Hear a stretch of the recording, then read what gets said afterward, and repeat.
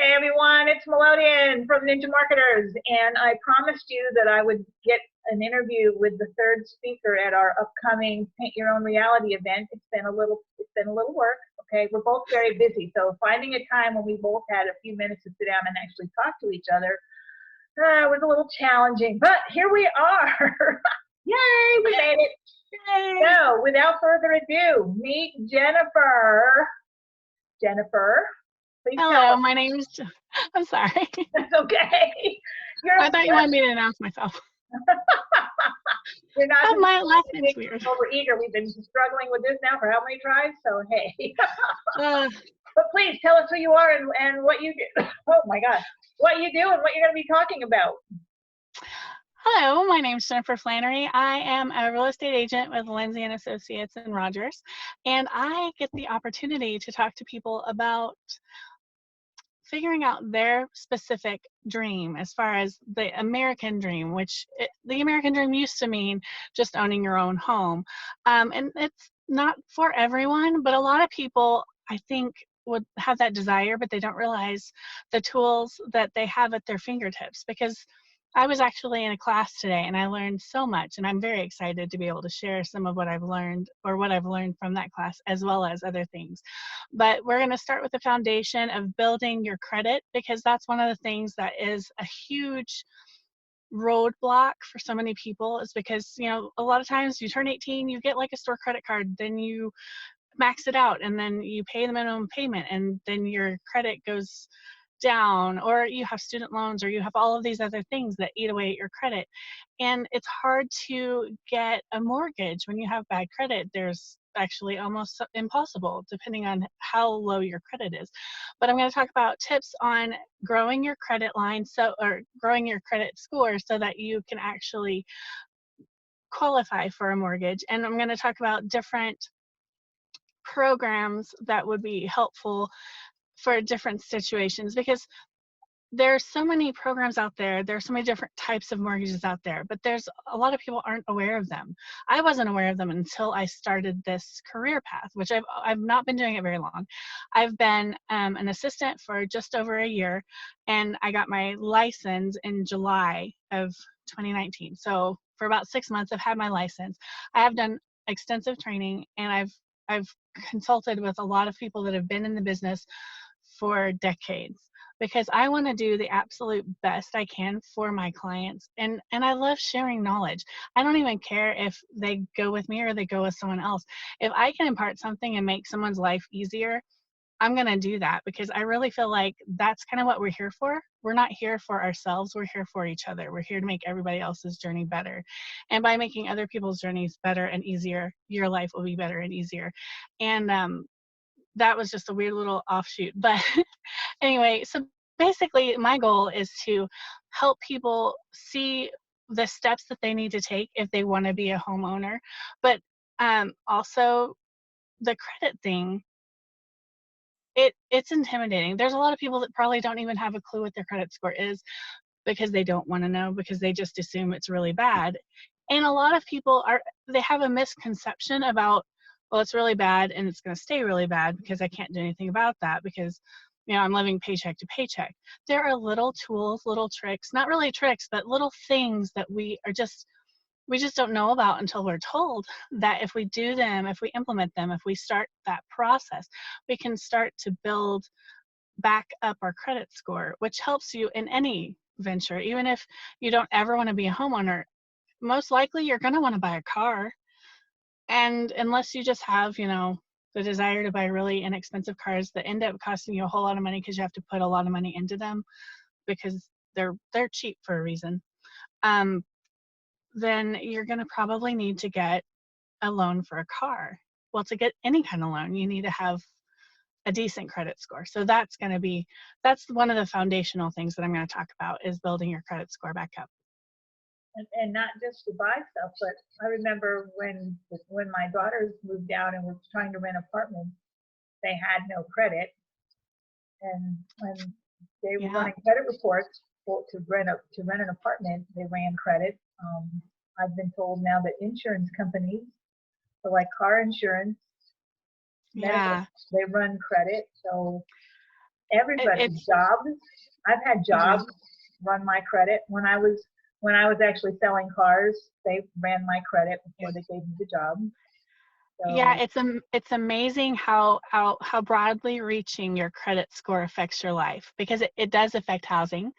It affects, so when, like for instance, when employers look at your credit score, they make certain assumptions about your character, um, about your ability to manage things. There's just certain things that they infer by the basis of your credit score. Um, and you know, it's a risk assessment situation when it comes to that. And as far as the housing, you know, there's the Fair Housing Act, so they technically are not allowed to turn you away. But when they only have 10 units and they've got 47 people vying for the 10 units, they've got to have some way of determining who gets in and who doesn't. And you know, it's, life is hard enough, so I might as, you know, you might as well put into it, put some effort into it so that you don't have some roadblocks that you could avoid, basically. yes, because they don't. It doesn't say on your credit report anywhere.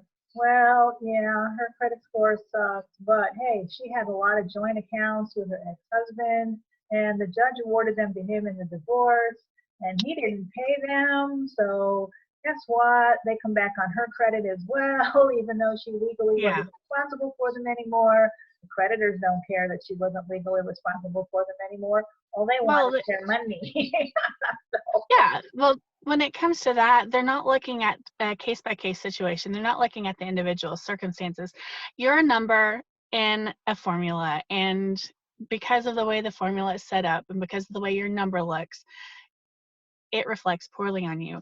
I got divorced. It'll be actually next Wednesday will be my 1 year anniversary of my divorce. And over the year that I've been divorced, I've raised my credit score 100 points, actually a little over 100 points. And it's because I was married to someone who was not great at money management, made some poor decisions, decided to not pay some things, and you know, we were tethered together. So it reflected poorly on me too. And when I left that situation, I left with my name.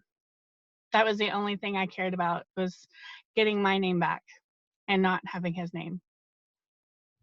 So I kind of like, I'm starting from a new foundation. And that's terrifying because I'm in my 30s, but it's also empowering because I know now what I didn't know in my 20s. And I have wisdom, and I know what not to do, but I also know, because of what I have, the knowledge that I have and how I came about it, I don't want anyone else to find out this information the hard way, so to speak. So that's why it's important for me personally to share what I know, to share my knowledge, because if I can help somebody not take the same path I did and to avoid these giant, you know, man-sized holes in the road ahead, I that's what I want to do. So are you going to give, besides helping people get ready to buy houses or whatever, are you actually going to show us some things to do to increase our credit scores in general? I am, and I'll probably have like a little printout that's like a checklist, or, you know, a bullet point step by step thing, just because it's a little more tangible. It's a little less just kind of, okay, well, she talked to me about something. I don't remember what it was. One of them was, what was it? You know, because sometimes when, especially if it's an exciting event, which this is going to be a really exciting event, and I am, I feel very blessed that you invited me along on this, and I can't wait for it to actually come together and for this event to be in the midst of it. But I do know, like, I know how I work, and if I'm doing something artistic, I get really focused on that, and I will listen, and I will, you know, interact with the speakers, but also in the back of my head, part of me is still thinking about what other parts I want to do on the thing that we're doing. So for that purpose, because I know how my brain works, I'm not saying there are other people like me, because I know that I'm a little odd, but that's okay. I'm sure that having a printout with, you know, the bullet points or checklist, however you want to phrase it, would be beneficial to even the people that are super focused all the time and won't miss any word, just because they won't have to remember it. It'll be written down for them. Checklists are always helpful. Nobody remembers everything they heard at an event, I promise. That's why whenever I go to one, I take a notebook and I have like reams and Yes. reams and reams of notes, because I know when I get home, and sometimes I even look at the notes and go, what was that about? What? Yes, that's I've done that before. I've been at trainings where they were going so fast. I was writing so quickly. And I'd go back to look at my notes and be like, I stopped writing half a sentence, like, because they had moved on and I forgot whatever it was I was writing down. And then later on, I had no idea, because I was like, I don't know. There's a whole lot of stuff that could go into that sentence. But anyway, so yeah, that's my goal is to, one, I just want people, I want them to understand that wherever they are right now is not where they have to be forever. I want to give them a sense of empowerment about their future, that they do actually have some control over the trajectory of their lives, because I think there's so many of us that we get stuck in this routine sort of thing, and then we feel like that's just how it's going to have to be the whole time, and there's nothing we can do about it because we live paycheck to paycheck, or we have all of these bills or whatever, and there's a, it's not really complacency, but there's kind of like a sadness that comes into that might grow into something else. But um i I don't know, I'm very excited to share the tools that I earned the hard way. Everybody can stand to learn a little bit more about financial planning and money management. I mean, I've learned a lot from my divorce experience, but even not too long ago, I admit I spend money a little freely. I don't live paycheck to paycheck, so I spend money a little freely. But I was challenged one day by, somebody asked me, what do I spend it on? And I had my long list of this is what I buy. But then I found this thing called Digit, Digit. And what you do is you sign up for it, and every day they take just a little bit, $1 here, a couple dollars there, even a Yeah. few cents. Like today they took 97 cents out of my checking account and they put it into a savings account. Oh, nice. And you don't even miss it. Well, what amazed Yeah. me was that in like 3 months' time, I had saved up over $600. Oh, that's awesome. I know. That's So I was awesome. blowing $200 a month on what? Because it was obviously stuff that I didn't miss, because I never missed the money. Right. It's not like, oh, I can't buy that today because freaking Digit took money out of my bank. It's like, Right. so I'm sitting here going, where did all that money go? Yeah.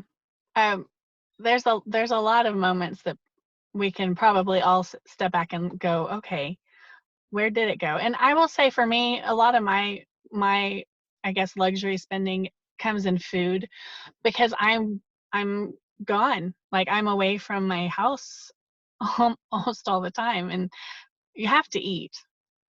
And so I eat more meals outside of the home than I should. But and it's not really a necessity. It's poor planning on my part, because if I really wanted to be on top of things, I could prepare a meal and take it with me.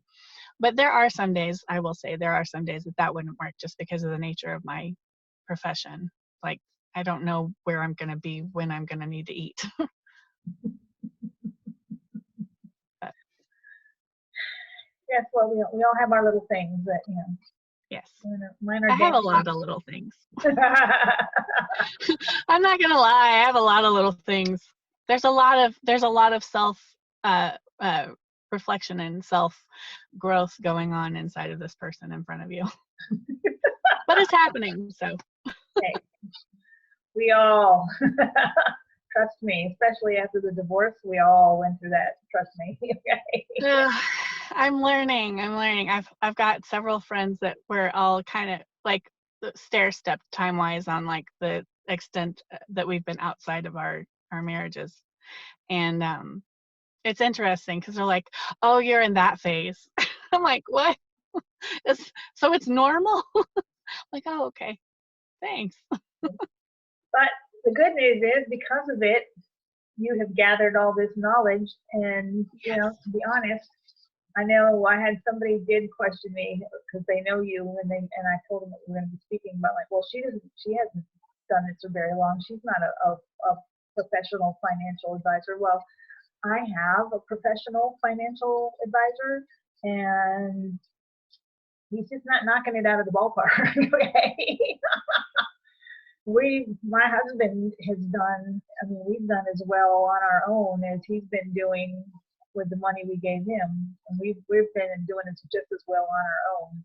So, Yeah. you know, just because you got the training doesn't mean you actually know. Sometimes I think the things that you learn, my grandma always said that what you learn from experience, you never forget. So I think Yeah. Something about running into the brick wall headlong yourself. You remember that. I think sometimes that just because, you know, just because you've got all this training behind you and everything doesn't mean that you particularly care about your people that you're working with. It doesn't mean that you actually know what you're talking about.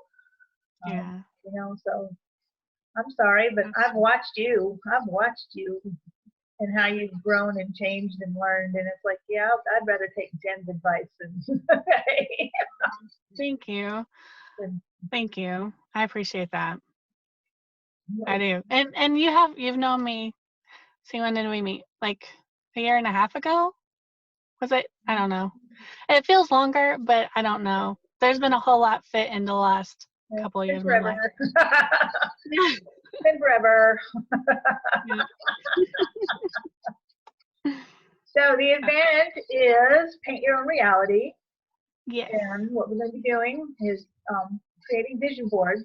Now, we're not going to be doing the cutout magazine pictures and post them on poster board vision boards, because who actually does anything with those? I used to host a vision board party every year, and then it finally hit me, especially the year that I came home and just chunked mine in the corner, that's probably where 90% of them were going as well. They were taking them home, they were throwing them in the corner. Nobody was actually using them. But then I met this wonderful artist, and I've been spending time with her and painting with her. And I'm not artistic by any means. So if she can help me paint, she can help anybody. And I've been spending some time with her and just painting. And it just hit me that what if we actually painted representations of our vision?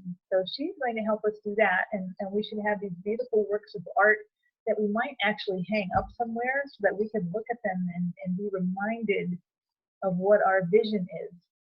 But along with that, we didn't just want to go, okay, here's your vision board, have a nice time. We wanted to give you the tools to help you achieve them. So if one of your plans for your future, if one of your vision for the future is a nice new home, or even just to be on a more stable financial footing, that's what Jen's going to be helping you do. So once you put that in your painting, then you'll have some time to spend with Jen, and she'll show you how to actually get there, so that this vision board is more than just a picture on a wall. It's actually, we're going to give you the tools and the resources to help you actually turn that into reality. So I'm pretty excited about it. I'm really excited about it. And Lachelle's amazing. Like, I don't know. I know she was your first interview, but I don't know. I've been looking at her little artwork things that she posts, because she does all the classes and she'll post like her examples for the classes. And I wish I had more time to go to the classes. Well, I'm excited about Saturday because she's doing the totem. And I I'm know. that because I'm taking the flamingo because somehow the flamingo has become my thing. I'm not quite sure how that happened, but somehow the flamingo has become my symbol. I don't know. So That's all right. somebody sent me a flamingo for Christmas, a little about this big flamingo. So I'm taking him with me, and he's going on the totem because he has become my thing. So we shall see what that looks like. I'm excited. I bet it'll look really cute. So we shall see. It shall definitely be unique. But anyway, well, it's been good talking to you. We should give the dates of the event. It's May. Oh, no, that's another event. It's March. I'm also working on another event with the Compassion House. So yes, that one is in May. Yes, our event is March 7th. And you can get tickets at Eventbrite. The link's online. The event's posted online. It's called I Paint My Own Reality. I will try to remember to put the link in the comments of this, but I make no promises because I'm getting off of here and going right straight to another conference call. So I will try to remember, but I make no promises. So I Paint My Own Reality is the event. March 7th, it's on Eventbrite. Go find it. It's also on Facebook, right? Yes, There's an event on Facebook. Yes, it is on Facebook, and I've also shared it, so you'll be able to find it. We're out there. Yes. We'll find it. If you really want to come, we'll find it. And it's going to be fun. We're going to have speakers and munchies and all kinds of good stuff. So. Yes. Thank you so much for the invite to do this with you, and thank you for your time tonight. I really do appreciate it, and I appreciate you. Well, thank you for trying to not giving up on us, because I was beginning to say, this isn't going to happen. Okay, I'm just going to go with the shoes that I've got, and Jen will be like a surprise guest. Who showed up? But we finally made it work. So yay! I'm glad. Yay! Alrighty, my girl. I've got like 6 minutes to get set up for my next one, so I'm going to let you go. All right. And sounds good. We will talk to you later. Yes, ma'am. Talk to you later. Have a good night. Bye. Bye-bye.